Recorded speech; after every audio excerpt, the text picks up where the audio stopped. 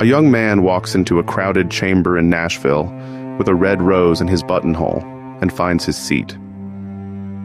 It is the morning of August 18th, 1920. Before the afternoon is out, he will vote 3 times on the same question. His name is Harry Byrne. He is 24 years old, the youngest man in the Tennessee legislature, and there are 7 pages of a letter from his mother folded in his coat pocket. In that chamber, the roses are the count. Red for the men voting against the amendment, yellow for the men voting for it. 35 states have ratified the 19th Amendment. It needs 36. Of the states left, 3 have refused to even take the question up. And anybody counting the roses in that room can see that Tennessee will not be the 36th.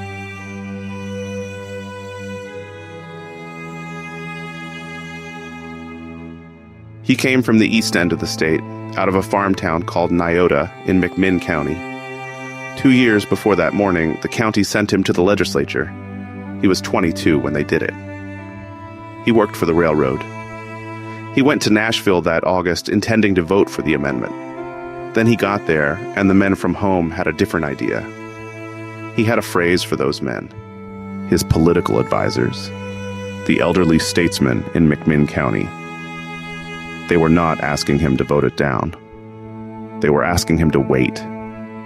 Let it go over to January, to the regular session, when a thing of that size could be taken up properly, instead of in the middle of August, in a special sitting called for the purpose. The amendment was not going anywhere. It would still be there in 5 months. And there was nothing unreasonable in any of that. So here was a young man who wanted to vote for a thing, being asked by men he respected not to vote against it, only to wait. Maybe it was the fall. McMinn County had sent a railroad clerk to Nashville at 22, and in a few months it would decide whether to send him back. Maybe it was that they had been at this a long time, and he had been at it for 2 years. And when those men told him how a thing this size was properly done, he believed them that morning. Or maybe it was the plainest thing there was. Somebody whose good opinion he wanted asked him for something, and maybe he just could not be the one to say no. And a vote to wait was not a vote against. It was the one vote in that chamber a man could cast without deciding anything. Nothing went on the record about what he believed. Nobody at home had to hear that he chose the other side. He could give those men exactly what they asked him for, and still be the man who came to Nashville to vote yes. Meanwhile, on a farm outside Nyota, his mother had already sat down to write to him. Her name was Feb.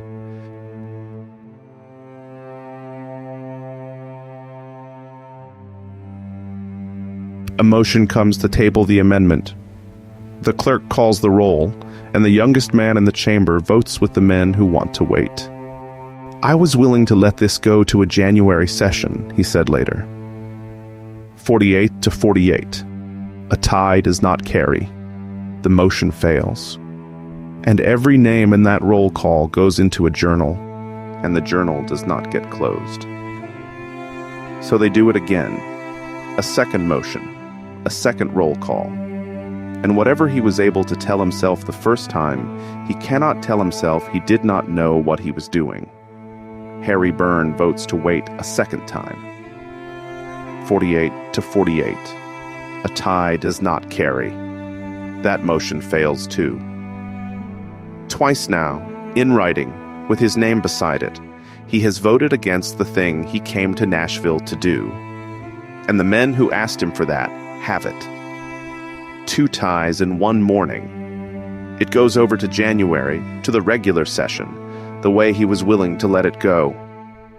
The amendment will still be there in 5 months. Somebody else's legislature can be the one to answer it, and a 24-year-old goes home in the fall with nothing on him that anybody in McMinn County has to forgive. But a tie does not put a question away. It only fails to.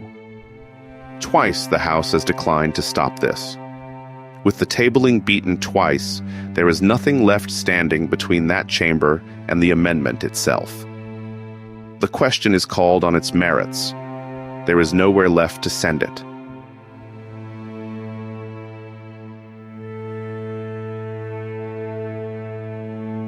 His mother's letter had come that morning, before any of the voting. 7 pages from Feb Byrne, in pencil, off a farm outside Neota. It opens with the rain. It has been raining at home, and the car has not been out. An uncle came by, and a neighbor came with him. A house up the road has sold. A neighbor's boy has broken his arm.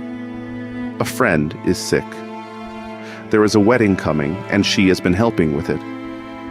His brother won a local election by 640 votes, over a man his mother did not think much of. She hopes Harry is still in the notion of not making the race this fall. Politics, she tells him, is not one of the greatest things to be. She is glad he is in safe hands. And on the second page, in between the rain and the broken arm, there are 2 lines about the amendment. Hurrah, and vote for suffrage, and don't keep them in doubt. I've been watching to see how you stood, but have not seen anything yet. Feb does not know how her own son intends to vote.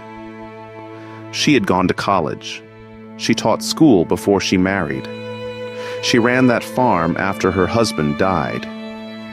Years afterward, asked why he did what he did, this is where Harry Byrne started. My mother was a college woman, a student of national and international affairs who took an interest in all public issues. She could not vote. Yet the tenant farmers on our farm, some of whom were illiterate, could vote. Near the end of the letter, she tells him to be a good boy and help the woman running the national campaign with her rats, and then makes a joke out of it. Is she the one that put rat in ratification? Huh. And the last thing in those 7 pages is not about the amendment at all. It is a postscript on the back of the final page. Harry, if you have an opportunity, get me the music name Humoresque.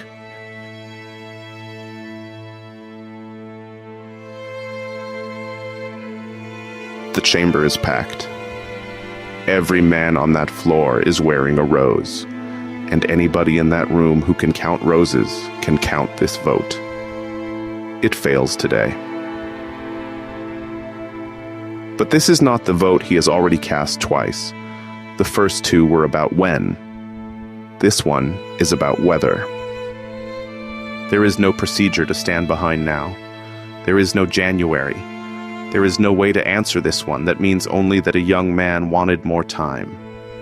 Whatever he says goes into that journal beside his name, and it stays there.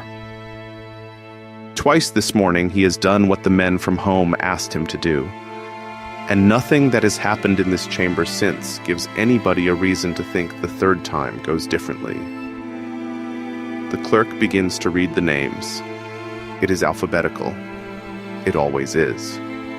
A name, an answer. A name, an answer. I know. I know.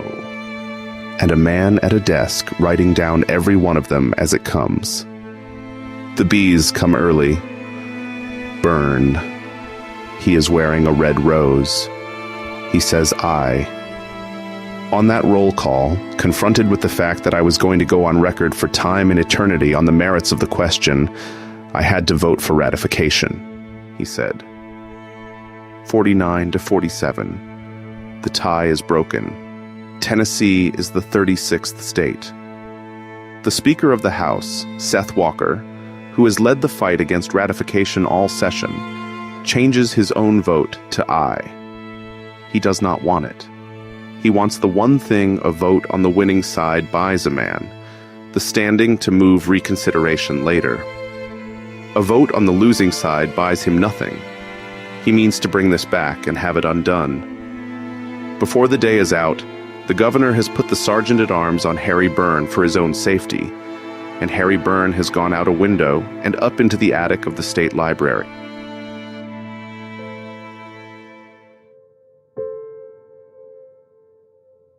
The next morning, they said he had been bought. It was the only explanation on offer. A young man in a red rose votes the other way, so somebody paid him for it. A grand jury went looking and found nothing.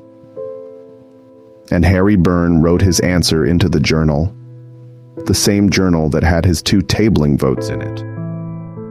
5 reasons, numbered.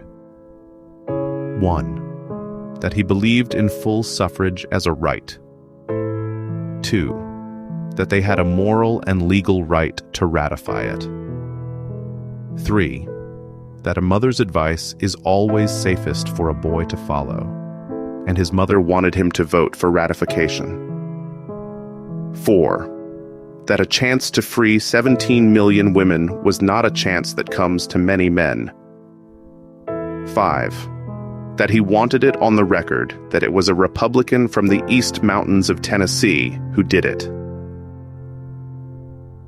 What the country kept was the third one. It was in his coat that morning, and it sits in an archive in Knoxville now. And he ranked it third, behind 2 sentences saying the thing was right. Seth Walker brought it back, the way a man on the winning side can. Nothing came of it. 6 days after that roll call, Tennessee's certificate was signed and sent to Washington. He made the race that fall, the one his mother hoped he would skip, and he won it, narrowly. In October, the first woman in McMinn County registered to vote. She cast her ballot that November. Her name was Feb Byrne. Every year now, on the 18th of August, Tennessee marks Feb Byrne Day. For the rest of his life, people asked Harry Byrne about that afternoon. He said it was 10,000 times. The answer was never that he had changed his mind. 10 years on, running for governor and losing, he was still giving it. I think it was morally right. I thought so then. I still think it. He is telling the truth. Nothing that happened in that chamber changed what Harry Byrne thought about women voting. He walked in for it, and he walked out for it.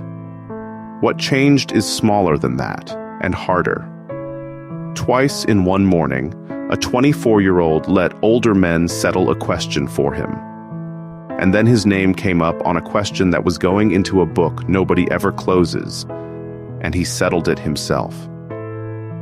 He never did change his mind. That afternoon, he made it up himself.